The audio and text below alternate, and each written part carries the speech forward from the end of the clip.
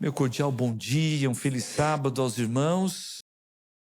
Meus irmãos, eu já conheci a igreja pela internet, porque eu sou muito fã do pastor Fernando, disse hoje aqui já no primeiro culto. Fã das músicas, fã dos sermões, então de vez em quando, fazendo uma caminhadinha, ouvindo o sermão, eu já conheci a igreja aqui do Campolim. Mas me sinto muito honrado de estar aqui pela primeira vez. Eu sou pastor há bastante tempo, mas apenas há 3 anos eu estou trabalhando aqui no estado de São Paulo. Meu nome é Antônio Tavella e eu sou capelão da Casa Publicadora Brasileira. Eu já quero aproveitar, me apresentar aqui para vocês, para fazer um convite para que vocês nos visitem lá na CPB.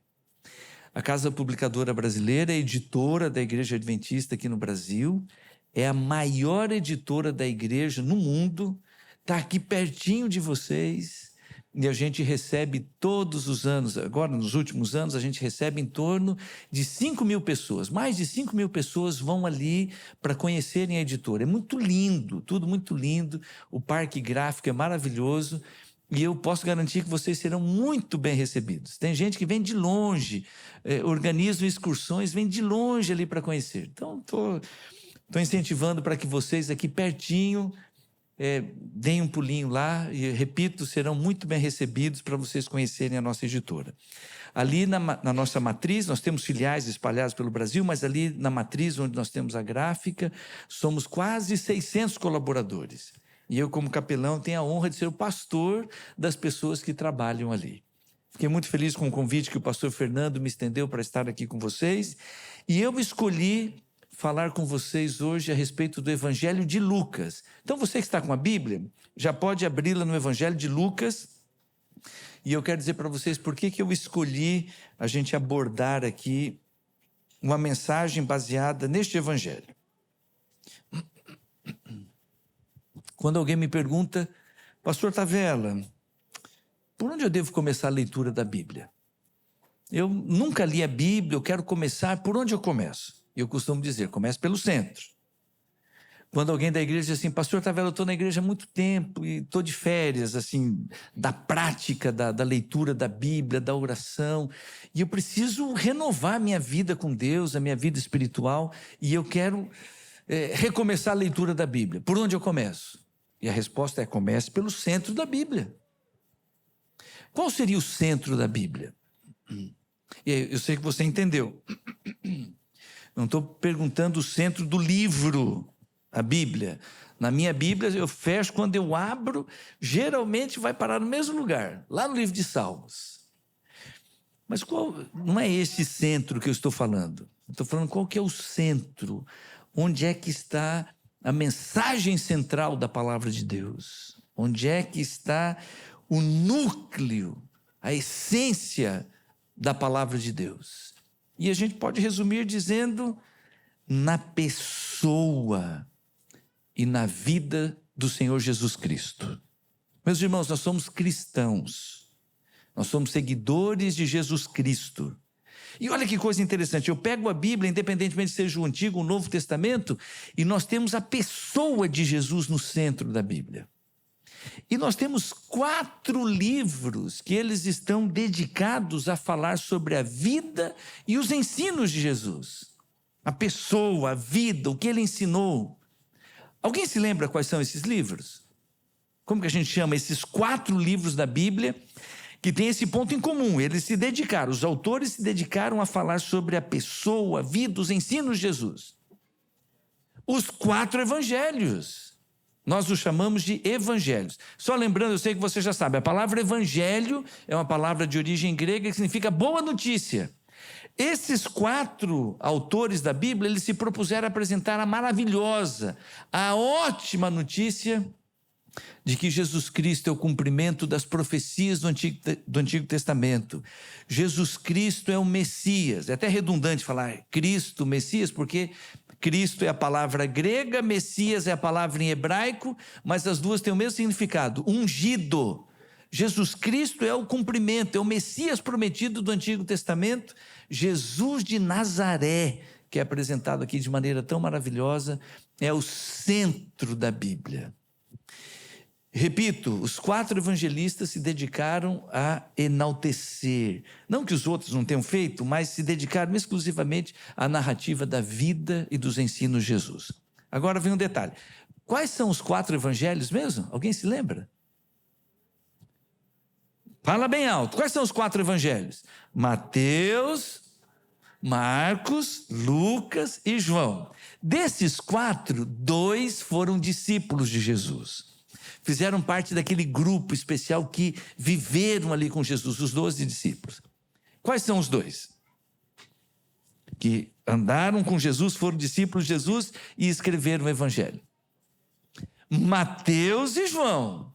Mateus era um cobrador de impostos, Levi Mateus, e ele foi chamado por Jesus. Vem e segue-me. A Bíblia diz, é maravilhoso. Está relatado aqui em Lucas capítulo 5. Ele levantou, deixando tudo e seguiu a Jesus. João era um pescador. Ele e o irmão dele trabalhavam com o pai, era um pescador. Jesus falou, vem que eu quero fazer de você um pescador de homens. E é do mesmo jeito, largando tudo, seguiu a Jesus Cristo. E os outros 2? Marcos e Lucas. Marcos não foi discípulo de Jesus, mas ele escreveu a partir dos olhos de Pedro. Isso aqui não está relatado na Bíblia, isso aqui é um consenso entre os estudiosos. A fonte primária de Marcos foi a narrativa, o testemunho de Pedro. E Lucas? Lucas, ele seguiu um outro caminho. E eu quero convidá-lo para ler aqui comigo, capítulo 1, do verso 1 até o verso 4. Mas só fechando. Vamos ler a Bíblia? Vamos. Vamos começar pelo centro da Bíblia? Vamos. Vamos começar pelos evangelhos. Tem que ser o evangelho de Lucas? Não, você pode escolher. Quero ir na sequência. Não, quero começar de trás para frente. Ou eu vou começar com Lucas. Se você começar com Lucas, eu vou ficar louco de feliz, porque hoje eu vim aqui falar de Jesus Cristo apresentado na narrativa de Lucas. Leio aqui na minha Bíblia a partir do verso 1. Lucas capítulo 1, a partir do verso 1. Visto que muitos já empreenderam a narração coordenada dos fatos que entre nós se realizaram, conforme nos transmitiram aqueles que desde o princípio foram deles testemunhas oculares e ministros da palavra, igualmente a mim pareceu bem, depois de cuidadosa investigação de tudo, desde a sua origem, dar-lhe por escrito, ó excelentíssimo Teófilo, uma exposição em ordem, para que você tenha plena certeza das verdades em que foi instruído. Ponto. Meus irmãos, tudo isso aqui é uma frase que só tem um ponto final.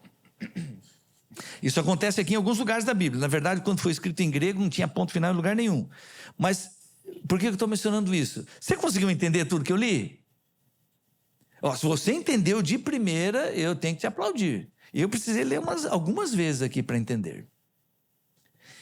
E eu quero dizer que se você precisa ler alguma parte da Bíblia mais de uma vez, bem-vindo ao clube. Isso acontece comigo. Às vezes é um salmo, uma poesia, uma coisa maravilhosa. Ainda mais se está em linguagem poética. Eu li fazendo, não entendi nada. Deixa eu ler de novo. Eu acabei de ler um texto aqui muito simples, mas é uma frase enorme e ele falou um monte de coisa. Então vamos ler de novo. E aqui eu quero abrir um outro parênteses. Olha, a Bíblia, essa versão que eu estou utilizando aqui, é Nova Almeida atualizada. A gente já tem uma conquista. A narrativa, o texto está em terceira pessoa, não está em segunda pessoa. Então, ao invés de dizer tu vais, está dizendo você vai. Ao invés de dizer vinde a mim, aqui nessa versão está dizendo venham a mim. Ao invés de dizer vós, está dizendo vocês. Isso já me ajudou demais aqui para entender o texto da Bíblia. Mas existem outras versões que são ainda mais simples. Não sei se alguém aqui está com a Bíblia na linguagem de hoje. Uma vez um camarada falou assim, não, pastor, não dá para ler a Bíblia na linguagem de hoje, não. Ali estão mudando a mensagem. E eu queria deixar essa palavra de incentivo. Se é mais fácil para você entender com a Bíblia na linguagem de hoje, Deus te abençoe. Não precisa ser numa linguagem tradicional. O que Deus quer é que a gente entenda. Não é para mudar a mensagem, mas pode ajustar uma palavra ou outra. Eu encontrei recentemente uma versão que falou meu coração. Nova Versão Transformadora, NVT. Não sei se alguém aqui tem uma Bíblia com essa versão. Estou recomendando. Foi tão bom para o meu coração que eu peguei e dei para os meus filhos. Eu tenho 3 filhos adultos. Eu peguei e dei uma Bíblia para cada um. Falei, leiam aqui que vocês vão gostar. Eu falei dos meus filhos, eu lembrei que eu não apresentei a minha esposa. Amor, por favor. O nome dela é Eliane, está me acompanhando. Ela adora que eu peço para ela ficar em pé, dar tchauzinho para todo mundo. Então, hoje eu estou aqui com ela. Mas eu dei uma Bíblia para cada um e falei assim, ó, essa aqui é uma versão assim, de mexer com o coração da gente. Então, você que prefere utilizar a Bíblia por aplicativos, lá você vai escrever lá, NVT. Então, a título de exemplo, Lucas NVT. Vem numa linguagem maravilhosa. Mas eu vou, entre aspas, traduzir o que Lucas escreveu aqui nesses primeiros versinhos. Lucas está dizendo, olha, Teófilo, vou escrever a vida de Jesus para você. Teófilo, esse nome, não era um nome judeu. Então a gente já mata a charada aqui. Era um estrangeiro que tinha acreditado em Jesus, mas aí como Lucas disse, olha, eu estou te escrevendo tudo isso, está no verso 4, para que você tenha plena certeza daquilo que você acreditou, das verdades que você foi instruído. Estou te mandando isso aqui para você ter plena certeza. Então leia, estou contando a história de Jesus que eu ouvi de testemunhas oculares, de pessoas que conviveram com ele.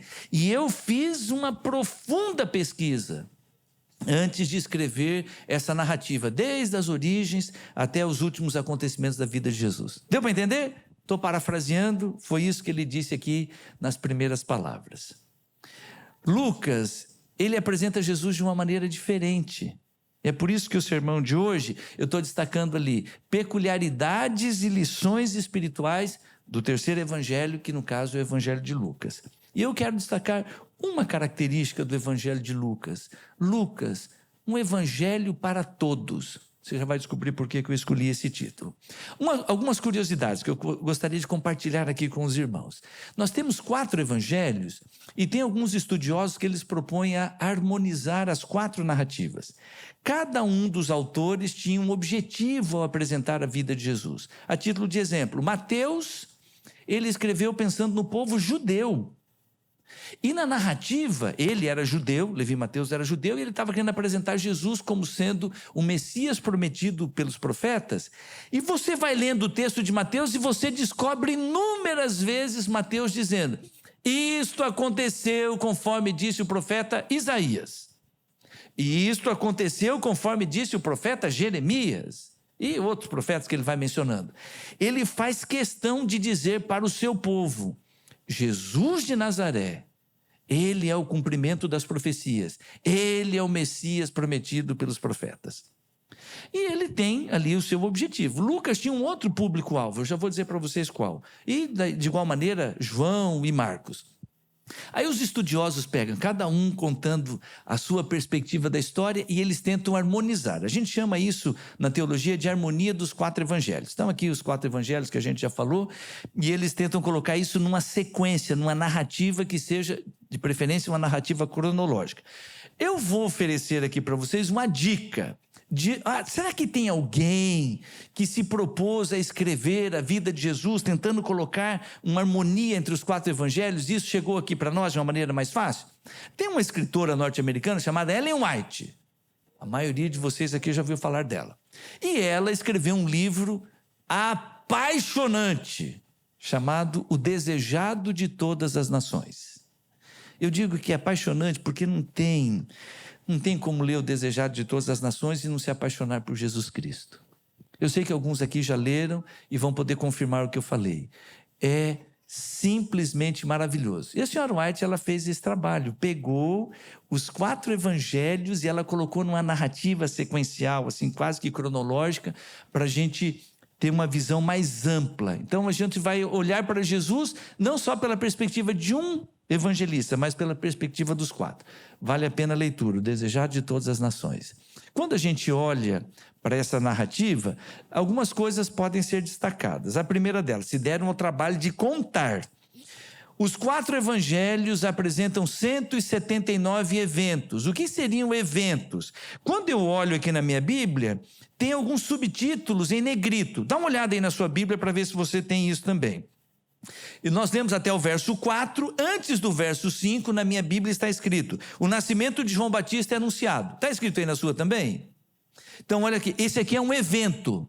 vai ter a visita do anjo, e ele vai falar com o pai de João Batista, que era um sacerdote, o sacerdote Zacarias. Então está anunciando.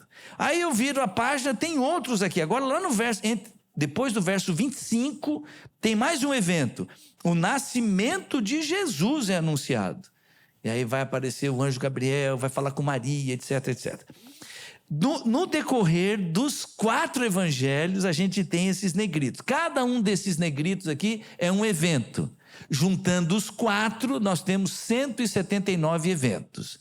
Alguns poucos eventos são mencionados nos 4 evangelhos. Trouxe um exemplo aqui para vocês. Os 4 vão contar, vão falar, vão narrar aqui a entrada triunfal de Jesus em Jerusalém. Eu queria abrir um pequeno parênteses aqui, bem rapidinho. A vida de Jesus aqui na terra foi curta. 33 anos e meio. A gente arredonda dessa maneira. 33 anos e meio. A Bíblia fala pouquíssimo sobre a infância, não fala nada sobre a adolescência e juventude. Existe um silêncio entre os 12 anos e os 30 anos. Os 12 anos é Jesus indo pela primeira vez ao templo. Agora já como criança, ele foi dedicado lá no templo, mas agora acompanhando os pais, pela primeira vez ele foi para a festividade da Páscoa. Tanto que os pais até esqueceram dele lá, é uma história bem interessante relatada aqui em Lucas capítulo 2. Isso, Jesus tinha 12, aí a Bíblia silencia. Os 4 evangelistas não falam nada sobre o adolescente Jesus, sobre o jovem Jesus.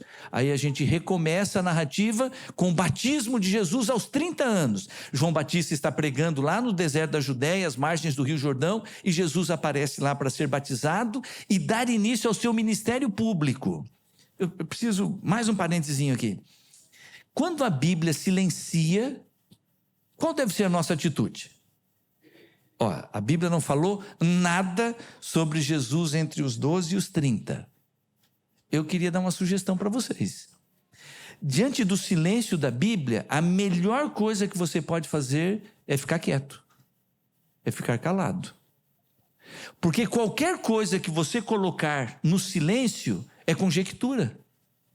Não tem base para você dizer. Então, vou contar aqui para vocês uma história, ela chega a ser popular.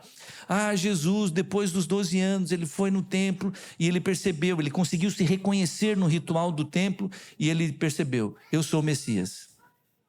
E eu vou morrer. Eu tenho que me preparar para isso. Aí ele volta para casa e ele pensa, bom, já que eu sou o Messias, eu tenho poderes. Porque Deus me mandou aqui para cumprir, eu tenho que fazer alguma coisa.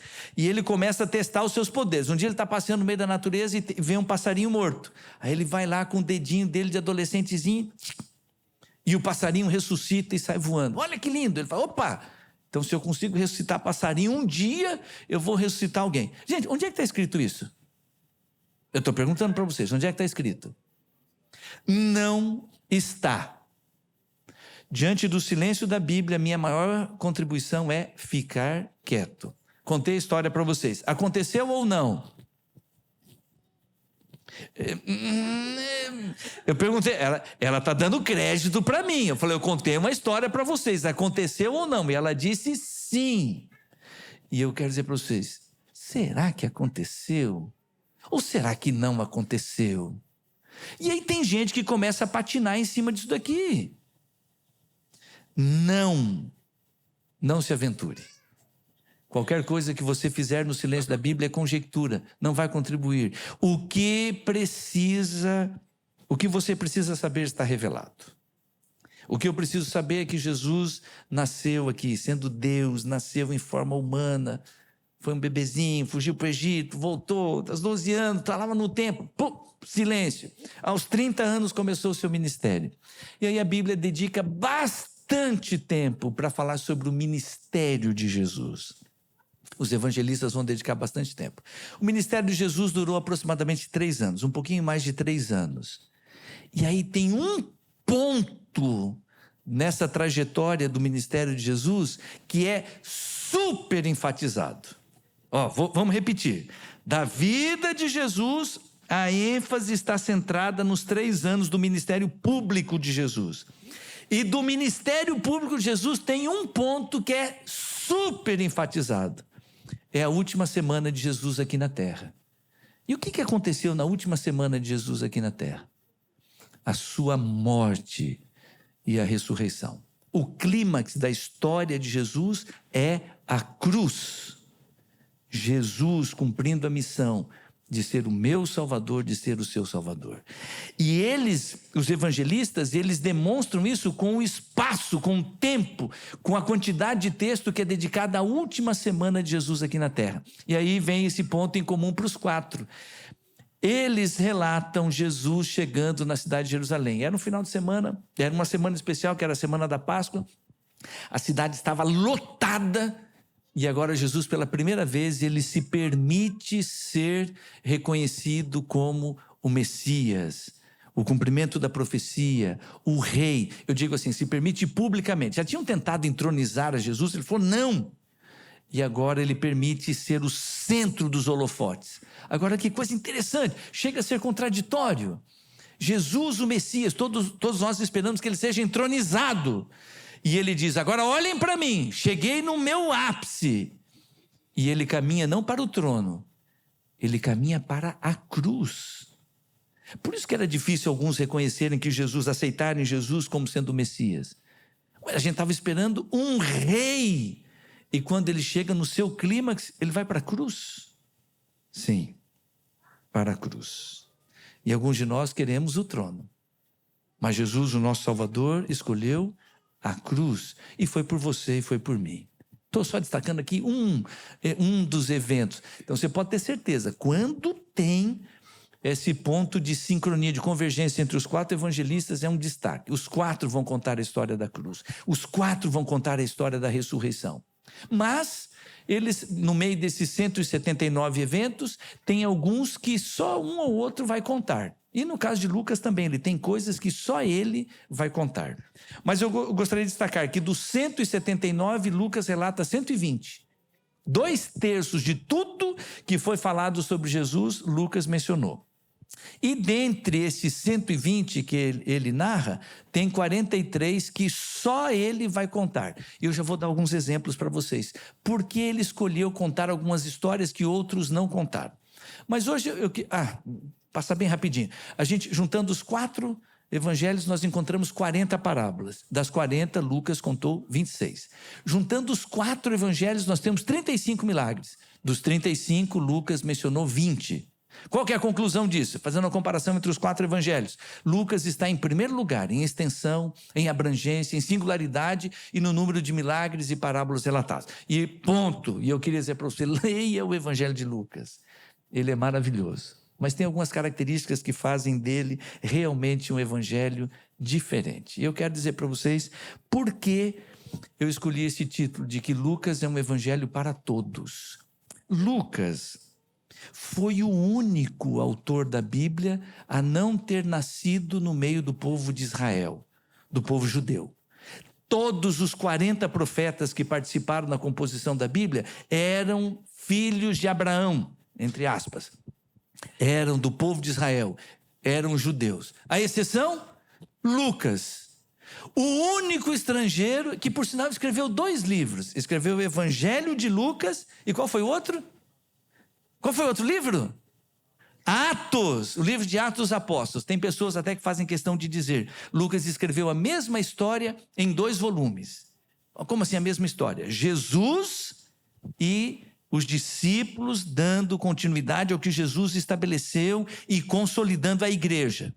Jesus, capítulo 1, a igreja, capítulo 2. E aí você vai perceber que lá no primeiro capítulo, Lucas está dizendo assim, olha, Teófilo, vou continuar a história. E agora eu vou escrever para você o que os discípulos fizeram depois que Jesus foi embora. Lucas, ele era um estrangeiro. E Lucas sabia o que era ser discriminado. Talvez nos nossos dias, a palavra que poderia encaixar para Lucas seria, Lucas era um representante de uma minoria. É uma palavra que está dentro de um contexto ideológico nos nossos dias. Lucas não fazia parte do povo de Deus, conheceu o evangelho porque os discípulos saíram pregando e muito possivelmente ele foi convertido por pregação do apóstolo Paulo, aceitou Jesus Cristo como seu Salvador, passou a fazer parte da equipe evangelística de Paulo e Lucas tinha um grande objetivo na sua vida. Eu gostaria que as pessoas que nunca ouviram falar de Jesus o conhecessem. Eu era um estrangeiro e o evangelho me alcançou. Agora o meu sonho é que os estrangeiros também conheçam o evangelho. Lucas, um gentil, escreveu o evangelho de Lucas pensando nos gentios, começando para quem ele dedica o evangelho, Teófilo. Teófilo era um nome grego, de origem grega, com certeza não era do povo judeu. E Lucas está dizendo: Teófilo, eu estou escrevendo esse livro para você como representante de todos aqueles que não conhecem a Jesus e que eu gostaria que conhecessem. Mas aí a gente caminha pelo evangelho de Lucas e a gente percebe que ele não valorizou apenas os estrangeiros. Havia outras pessoas que na época de Jesus eram desprezadas, eram vítimas de preconceito, eram ridicularizadas em alguns momentos, eram deixadas de lado, e muitas delas achavam que eram imerecedoras da salvação. Eu vou bater nessa tecla.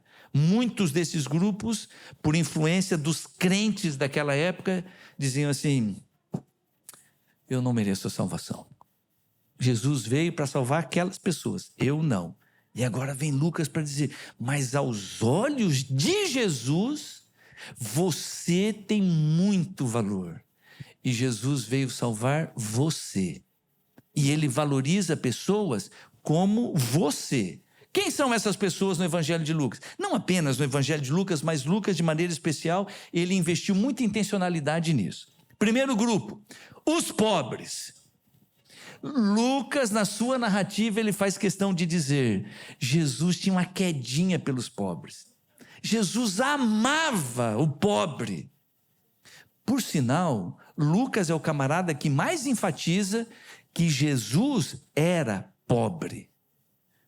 Rei dos reis, criador do universo, veio a esse mundo na forma humana. Só isso já era uma humilhação gigantesca. E como ser humano, não nasceu no palácio, não teve berço de ouro. Foi pobre do seu nascimento até a sua morte. Por que isso é que era tão importante de ser enfatizado? Porque na cultura religiosa na qual Jesus foi criado e que serviu como base para poder levar o evangelho adiante, ser rico era ser abençoado por Deus. Ser pobre era ser amaldiçoado por Deus. Então eles diziam assim, esse abençoado aqui está com um pé e meio no céu. E eles faziam uma correlação entre a bênção temporal e a bênção espiritual e a salvação. Esse miserável pobre que está aqui, tem coisa errada com ele, não tem a bênção de Deus. A chance dele ir para o céu é bem pequena. E eu queria, chegando nesse ponto, fazer uma perguntinha para vocês. Quem tem mais chance de ir para o céu, rico ou pobre? Mas talvez essa não seja a pergunta mais importante. A pergunta mais importante é: quem Jesus ama mais? Quem tem mais valor? Quem é mais importante para Jesus? O rico ou o pobre? Já vou dar uma dica, tá? Jesus, de acordo com a revelação e apresentada aqui por Lucas, ele tinha uma quedinha pelo pobre. Quem tem mais valor? Quem é mais amado por Jesus? O rico ou o pobre? O rico ou o pobre? Os dois. É verdade que dá vontade de dizer o pobre, mas os dois. E olha que coisa interessante. Lucas é quem conta em mais detalhes o encontro do jovem rico. Lucas capítulo 18. O encontro do jovem rico com Jesus. E ele faz questão de dizer que Jesus o amou.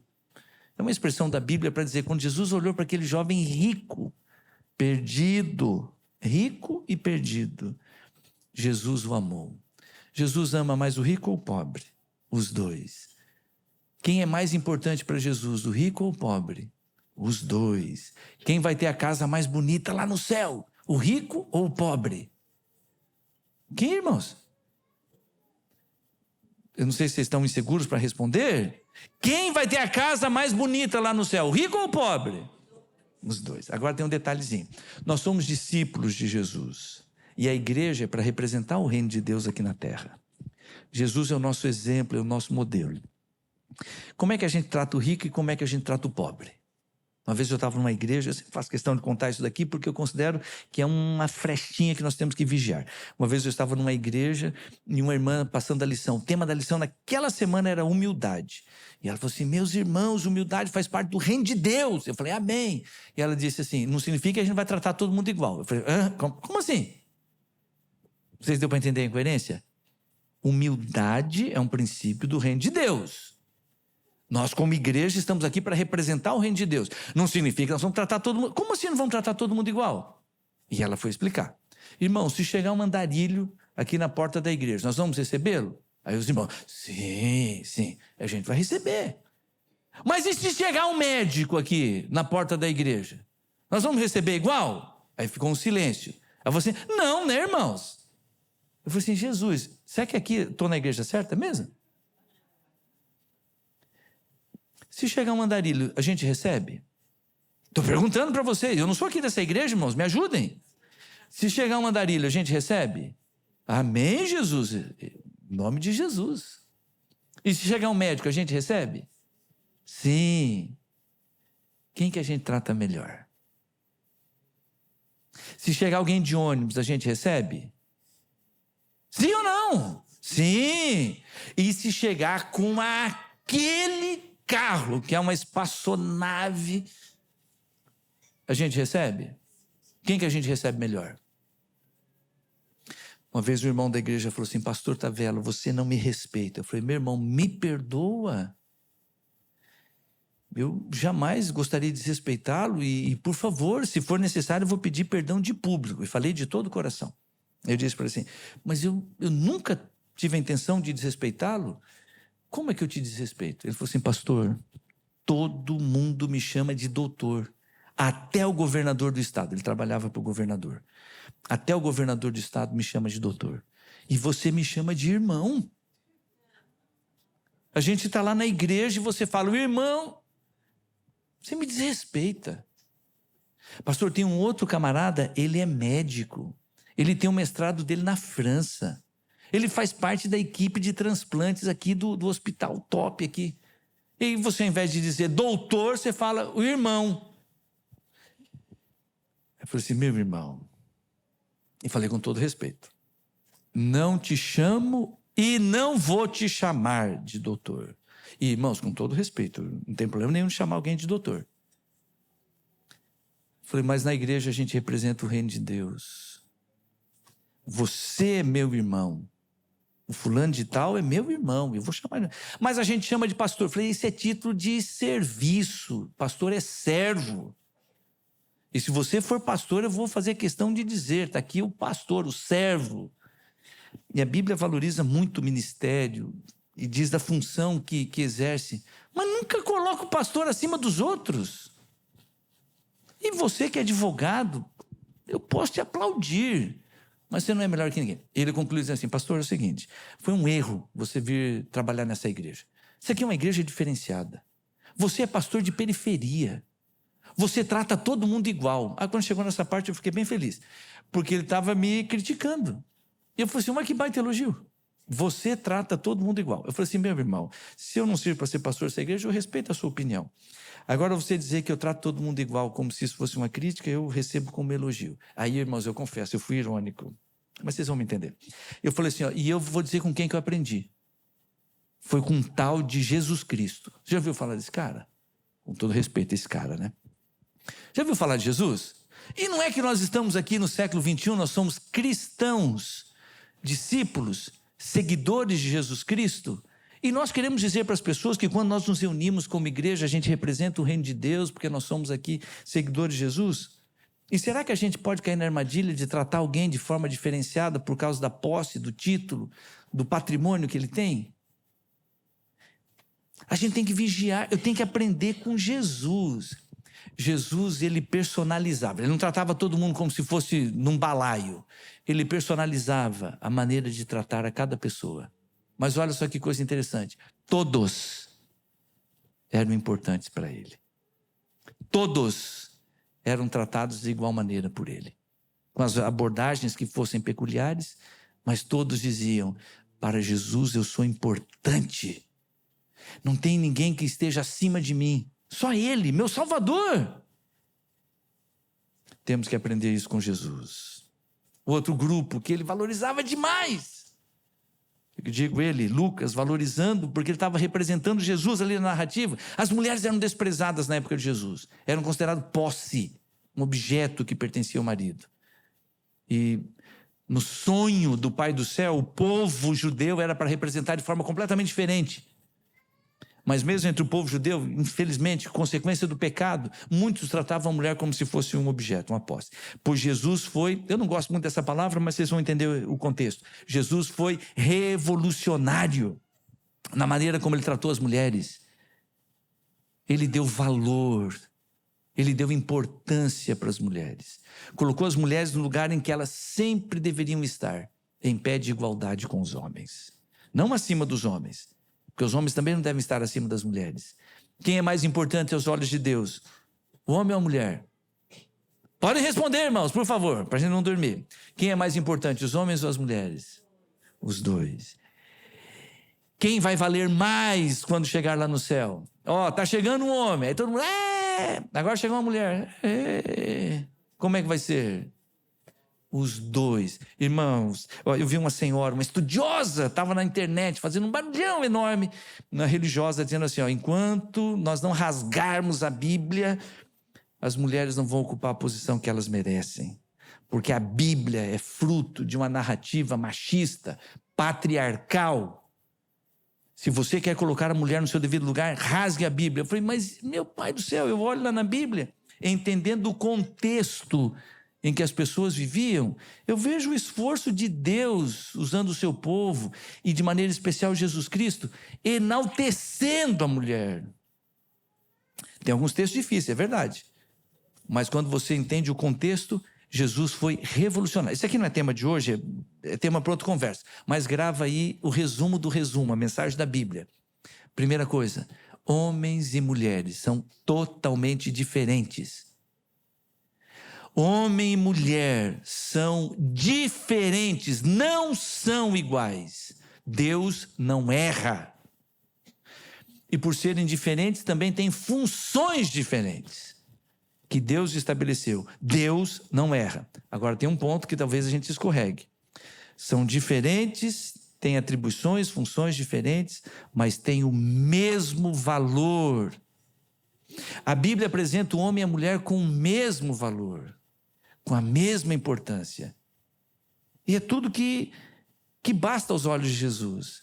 Minha filha, você é a menina dos meus olhos. Assim como o meu filho, que eu amo e que eu estou fazendo de tudo para salvar. E aí Lucas vem e joga a mulher lá em cima. Algumas evidências. Só Lucas conta a história de Maria e Marta. Uma história tão conhecida. Só Lucas, lá no comecinho do Evangelho, vai falar da profetisa Ana. Lucas, ele faz questão de dizer que havia muitas mulheres que eram discípulas de Jesus e algumas com seus donativos mantinham o ministério de Jesus. Ele valoriza as mulheres, porque Jesus valoriza as mulheres. Jesus valorizava as crianças. Numa época que matar um animal e matar uma criança não fazia a menor diferença. É tudo meu. Esse jumento, eu mato, eu bato, eu faço o que eu quiser. Essa criança é minha, mato, sacrifico, dou para outro, vendo, faço o que eu quiser. Era esse o contexto. E aí vem Jesus para dizer, gente, eu estou parando tudo para poder dar atenção para as crianças. E eu quero dizer para vocês, se vocês não forem como elas, vocês não vão para o céu. Porque o reino dos céus é delas. Olha que coisa maravilhosa. Isso aqui foi revolucionário. Jesus dava atenção para os estrangeiros. Ele acolhia os estrangeiros. Só Lucas vai contar a história do bom samaritano. Olha que história tão conhecida. O bom samaritano era de Samaria, era desprezado, e aí vem Jesus para dizer, esse era especial. E Lucas agora está contando a história para dizer, Jesus valorizava o estrangeiro. Jesus valorizava os publicanos, eram os cobradores de impostos, mercenários, ladrões, corruptos. Pois Lucas faz questão de dizer, Jesus chamou um publicano para ser discípulo, Levi e Mateus. Só Lucas conta a história daquele chefe dos publicanos que era bem baixinho. Como que era o nome dele mesmo? Vou dar mais uma dica. Chefe dos publicanos, rico, mafioso, bandido. bem baixinho. Como que era o nome dele? Zaqueu. Só Lucas vai contar a história de Zaqueu para dizer: Jesus veio atrás dos publicanos, até essa corja que não prestava. E Jesus, de maneira muito especial, no Evangelho de Lucas, é apresentado como sendo apaixonado pelos pecadores. Eu quero ir aqui para o final da mensagem, quero convidá-lo a abrir a sua Bíblia em Lucas capítulo 15. Evangelho de Lucas, capítulo 15. Nós temos 3 histórias muito conhecidas e maravilhosas. Eu não vou ler as histórias, eu vou me ater apenas ao primeiro texto, aos primeiros versinhos. Lucas, capítulo 15, eu vou ler aqui na minha Bíblia os versos 1 e 2. Leia o seguinte: aproximavam-se de Jesus todos os publicanos, que eram os cobradores de impostos, e pecadores para o ouvir. Os líderes religiosos, que eram os fariseus e os escribas, murmuravam dizendo: este recebe pecadores e come com eles. Vocês acham que quando os líderes religiosos disseram esta frase, eles estavam elogiando Jesus ou estavam criticando Jesus? Jesus, ele diz que é o Messias, que é o Filho de Deus? Coisa nenhuma. Ele recebe pecadores e come com eles. Gente, o contexto cultural daquela época, quando dizia aquelas pessoas estão comendo juntas, era para dizer, eles são farinha do mesmo saco. Ele se submete a estar com pessoas da laia dele. Que Messias, que Filho de Deus, coisa nenhuma. Pois esta crítica, esta condenação dos líderes religiosos é o maior dos elogios que Jesus podia receber. Jesus deixou o céu, veio aqui a esse mundo com uma missão muito clara. Tinha o coração voltado para todos esses grupos de pessoas aqui. Mas a paixão de Jesus eram os perdidos. E aqui o contexto não é falando de você e eu como pecadores. Todos nós somos pecadores e a Bíblia enfatiza isso de muitas maneiras. Quando a Bíblia dizia os cobradores de impostos e os pecadores, eram os pecadores sociais, os perdidos. Todo mundo aqui tem um parente que não presta. Tem um amigo que não presta. Eu tenho na minha família. Tinha o bandido que a polícia matou. Todo mundo aqui tem uma história para contar. Pois Jesus era apaixonado por essas pessoas. E eu preciso fechar o parênteses dizendo, meus irmãos, nós estamos aqui representando Jesus Cristo como seus discípulos. A igreja é para ser o cenário onde a gente pode ver representado o reino de Deus. E quando eu olho para isso daqui, eu fico pensando, meu Pai do céu, a gente está fazendo isso? É assim que a nossa igreja está tratando essas pessoas que Jesus valorizava e amava tanto? Conheci um camarada ali em Tatuí, e ele dizendo assim, pastor, no começo quando me convidavam para ir à igreja, eu falei assim, não dá para ir. Primeiro que eu não tenho nem roupa para ir lá na igreja. Eu falei, como assim não tem roupa? Não, aquela roupa chique que o pessoal usa lá, eu não tenho roupa para ir lá não. Segunda coisa que eu ficava pensando, eu tenho que consertar minha vida para ir lá na igreja. Mas as pessoas ficavam dizendo assim, não, a igreja é lugar de pecadores. Eu falei, eu sei porque você está falando, mas não é assim que vocês fazem não. Gente, quando ele me contou isso, foi um soco no meu estômago. Eu sou pastor da igreja há tantos anos, eu estou completando 30 anos. Eu falei, será que eu estou transmitindo o recado errado? Será que a minha igreja não conseguiu ainda vivenciar e transmitir esse recado para as pessoas? Não vou na tua igreja não. Eu tenho que consertar minha vida para ir lá. E por quê? Não, porque eu sou pecador. Não, mas a igreja é lugar de pecadores. Irmãos, a igreja não é lugar para pecadores? Aí vem aquela definição de igreja. Outro dia eu posso falar sobre isso. Igreja não é um museu de santos, é um hospital para pecadores. E eu posso dizer glória a Deus porque tem espaço para mim e para você. Mas onde é que estão os pecadores? Os perdidos que se acercavam de Jesus. Aquela mulher da vida torta, ela ouvia Jesus falando e o coração dela enchia de esperança, ela corria para Jesus. Aquele camarada que não prestava, o bandido, mercenário, corrupto, ele via Jesus falando e ele subia na árvore porque ele queria ver Jesus. E quando Jesus disse, meu amigo, eu sei quem você é. Estou te chamando pelo nome, porque eu sei quem você é. Pois eu escolhi na sua casa. Eu vou lá na sua casa. Onde é que estão os pecadores, os perdidos? Isso aqui é uma reflexão que me tira a paz. Por que a minha igreja não está lotada dessas pessoas, assim como acontecia com Jesus, que vivia rodeado dessas pessoas? E ele acolhia, perdoava, comia com eles, fazia com que eles se sentissem especiais, porque eles eram muito, muito importantes para Jesus. Quem é mais importante, o líder religioso, o fariseu, ou o perdido com a vida torta? Estou perguntando agora para vocês.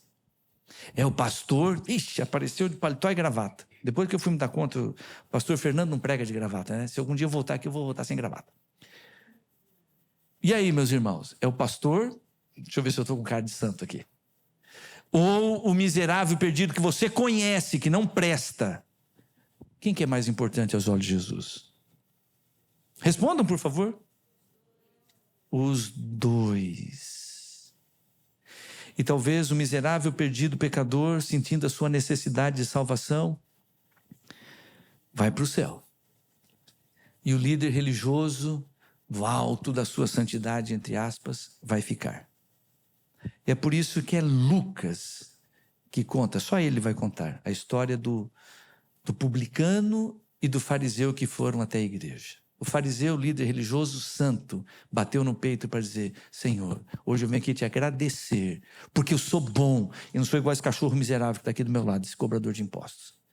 E o cobrador de impostos, aí Jesus dizendo, ele não ousava sequer levantar a cabeça para orar. Ele só batia no peito dizendo: Senhor, tem misericórdia de mim, que eu sou um pecador. Tem misericórdia. Aí Jesus termina dizendo, os dois voltaram para casa. Um voltou salvo. Adivinha quem? Você já sabe a resposta. Eu escolhi um versinho para destacar qual é o centro, o ápice do Evangelho de Lucas.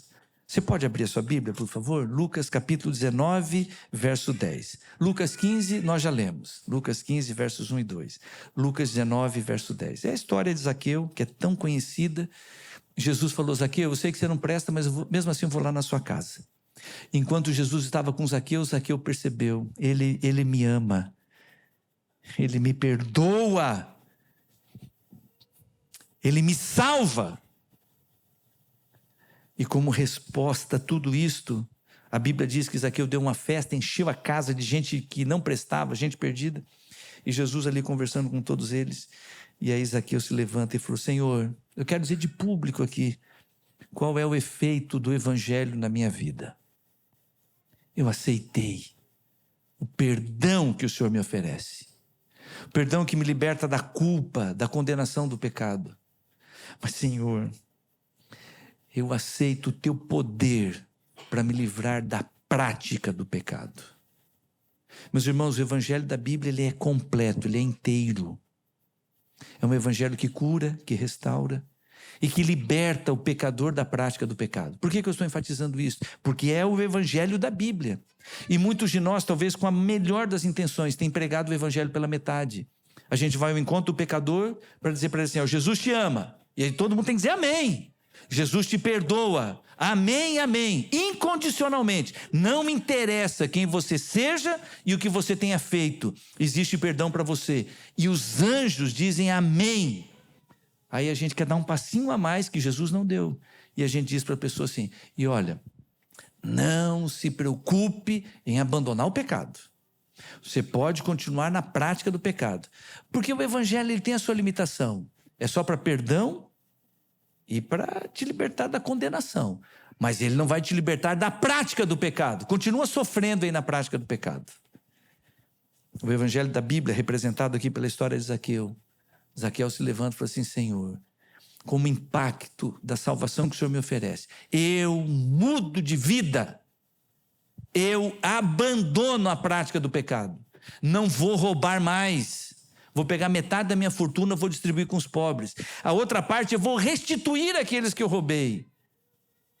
Senhor, eu quero o Evangelho inteiro na minha vida, que chega ao ponto de me livrar da prática do pecado. Meus irmãos, aqui está o poder do Evangelho, que me salva também da prática do pecado. Ah, pastor, mas enquanto eu estiver aqui nesse mundo, eu vou escorregar, eu vou cometer pecado. Verdade! O apóstolo João falou: se alguém diz que não tem pecado, é mentiroso. Mas a minha escolha, o caminho que eu escolhi para seguir, é para andar no caminho da santidade e não da prática do pecado. Faz sentido o que eu estou dizendo, meus irmãos? O dia que você vê alguém dizendo: Jesus Cristo veio aqui pregar um evangelho que acolhe, perdoa, mas que não necessariamente vai restaurar, porque você vai continuar como pecador, pecando na vida de pecado, não é esse o evangelho da Bíblia. Pastor, estou lutando contra o pecado já faz tempo. Continua, meu irmão, continua. O Pai do céu quer te dar a vitória, a libertação. O que você não pode fazer é assim, Senhor, quer saber? Eu vou ficar aqui mesmo. E o clímax do evangelho de Jesus Cristo está nesse versinho aqui. Lucas capítulo 19, verso 10. Porque o Filho do Homem veio buscar e salvar o perdido. Porque Jesus Cristo, com coração transbordante de amor por você e por mim, independentemente de quem você seja, ele veio aqui por você. Ele veio buscar você. Alguém pode dizer amém? Louvado seja Deus. Louvado seja Deus porque nós temos na Bíblia o Evangelho de Lucas. Louvado seja Deus pela revelação da pessoa de Jesus Cristo. Louvado seja Deus pela mensagem do Evangelho. Louvado seja Deus pela esperança que existe para mim e para as pessoas que eu quero ver lá no céu junto comigo. Louvado seja Deus, porque eu posso viver na certeza do amor e da salvação de Jesus Cristo. Eu quero encerrar com um momento de oração. Eu tinha prometido que eu ia ficar dentro do tempo, estourei o tempo de novo, no primeiro culto, agora de novo. Espero que alguém tenha paciência para eu voltar aqui outro dia. Mas eu quero encerrar com um momento de oração, ainda dá tempo. 30 segundinhos para você fazer uma oração. Não vou pedir para ninguém levantar ou ficar em pé, levantar a mão ou ficar em pé. Não que tenha alguma coisa errada com isso. Mas eu quero dar a oportunidade para você dar um feedback para Jesus. Depois dessa apresentação tão pequena, tão acanhadinha da pessoa de Jesus Cristo, o que você tem para dizer para ele? Talvez alguém vai dizer, Senhor, eu só quero dizer muito obrigado, porque o Senhor me conhecendo, o Senhor me aceita assim como aceitou Zaqueu. Talvez alguém vai dizer, Senhor, eu sou uma mulher, estou saindo daqui tão feliz ao ver o quanto o Senhor ama e valoriza uma mulher. Isso aqui é uma feridinha que eu tenho no meu coração aqui dentro da igreja. Hoje o Senhor falou comigo, Pai, muito obrigado. Talvez alguém vai dizer, Senhor, eu preciso tratar as pessoas como você tratava. Eu não consigo tratar todo mundo igual. Me ajuda, Pai, me ajuda a minha igreja, que a gente possa representar isso. O que você vai dizer para o Pai do céu? Mas acima de tudo que você possa dizer, Senhor, obrigado, porque o Senhor me ama incondicionalmente e veio atrás de mim. Depois de um minutinho, eu faço uma oração aqui da frente para nós encerrarmos.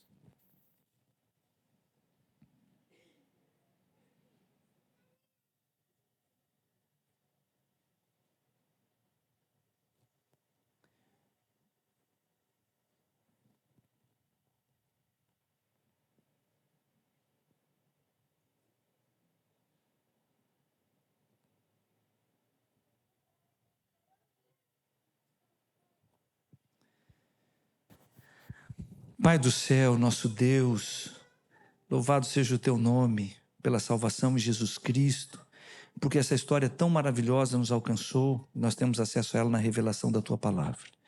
Louvado seja o teu nome pelo Evangelho de Lucas, tão significativo para nós nesses dias.